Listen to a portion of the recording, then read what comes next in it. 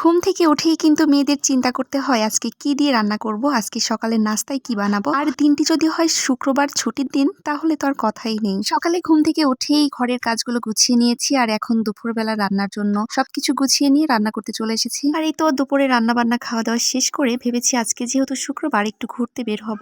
অনেকদিন হলো বাচ্চাদের নিয়ে কোথাও ঘুরতে যাওয়া হয় না, তো ভাবছি আজকে একটু বের হব। এদিকে ঝাল ঝাল করে মুরগির মাংস রান্না করে নিয়েছি আর এদিকে বাবুদের জন্য সামান্য একটু বিরিয়ানি রান্না করছি।